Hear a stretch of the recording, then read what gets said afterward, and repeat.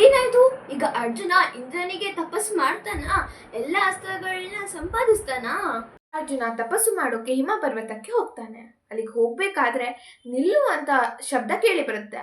ಅದ್ ಯಾರು ಅಂತ ನೋಡಿದಾಗ ಒಬ್ಬ ತಪಸ್ವಿ ಗಿಡದ ಕೆಳಗೆ ಕುಳಿತಿರೋದನ್ನ ನೋಡ್ತಾನೆ. ಆ ತಪಸ್ವಿ, ಇಲ್ಲಿ ಬಿಲ್ಲು ಬಾಣಗಳಿಂದ ಬಂದಿರೋ ಕ್ಷತ್ರಿಯನಿಗೇನು ಕೆಲಸ?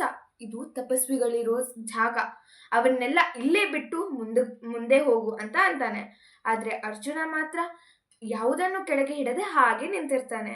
ಅವನ ದಿಟ್ಟತನವನ್ನು ಕಂಡು ಆ ತಪಸ್ವಿ, ಅರ್ಜುನ, ನಾನು ಇಂದ್ರ, ನಿನಗೆ ಒಳ್ಳೇದಾಗಲಿ, ನಿನಗೇನು ಬರಬೇಕು ಕೇಳು ಅಂತ ಅಂತಾನೆ. ಆಗ ಅರ್ಜುನ ಇಂದ್ರನಿಗೆ ನಮಸ್ಕರಿಸಿ, ನನಗೆ ನಿನ್ನಿಂದ ಸಂಪೂರ್ಣ ಅಸ್ತ್ರಗಳು ಬೇಕು ಅಂತ ಅಂತಾನೆ. ಅದಕ್ಕೆ ಇಂದ್ರ, ಮಗನೇ, ನೀನು ತ್ರಿನೇತ್ರನಾದಂತಹ ಶಿವನನ್ನು ನೀನು ದರ್ಶನ ಮಾಡಿದ್ರೆ ಮಾತ್ರ ನಿನಗೆಲ್ಲ ದಿವ್ಯ ಅಸ್ತ್ರಗಳು ನಿನಗೆ ಸಿಗುತ್ತವೆ ಅಂತ ಅಂತಾನೆ. ಅರ್ಜುನ ಈಗ ಶಿವನನ್ನ ಭೇಟಿ ಮಾಡೋಕೆ ಏನ್ ಮಾಡ್ತಾನೆ?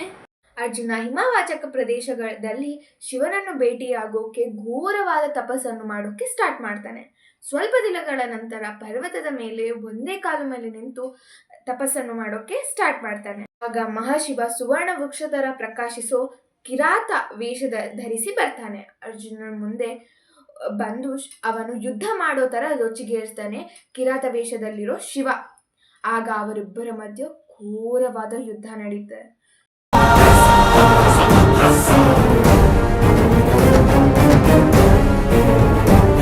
ಯುದ್ಧ ಮಾಡ್ತಾ ಮಾಡ್ತಾ ಅರ್ಜುನನಿಗೆ ಅರಿವಾಗುತ್ತೆ ಕಿರಾತ ವೇಷದಲ್ಲಿರೋದು ಮಹಾಶಿವನೇ ಅಂತ.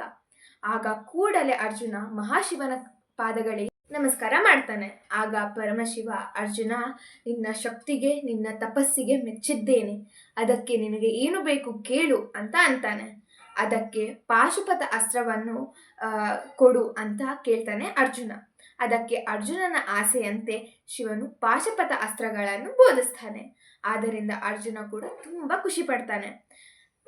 ಅಲ್ಲಿಗೆ ವರುಣದೇವ, ಕುಬೇರ, ಯಮಧರ್ಮರಾಜ, ಸತಿ ಸಮೇತನಾದಂತಹ ದೇವೇಂದ್ರ ಎಲ್ಲರೂ ಅವನ ಹತ್ರ ಬರ್ತಾರೆ.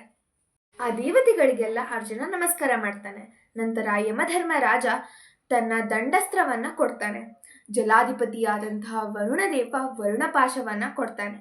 ಕುಬೇರ ಅಂತರಾಧ ಅನ್ನೋ ಅಸ್ತ್ರವನ್ನ ಕೊಡ್ತಾನೆ. ನಂತರ ದೇವೇಂದ್ರ, ಕುಂತಿ ಪುತ್ರ, ನಿನಗಾಗಿ ಒಂದು ದಿವ್ಯವಾದ ರಥ ನಿನ್ನ ಹತ್ರ ಬರುತ್ತೆ ಅಂತ ಹೇಳ್ತಾನೆ. ಇದನ್ನೆಲ್ಲ ಪಡೆದ ತಕ್ಷಣ ಅರ್ಜುನ ಆ ದೇವತೆಗಳಿಗೆ ಪುಷ್ಪಮಾಲೆಗಳಿಂದ ಪೂಜಿಸ್ತಾನೆ. ಅದಾದ್ಮೇಲೆ ಅವರೆಲ್ಲ ಅಲ್ಲಿಂದ ಹೋಗ್ತಾರೆ.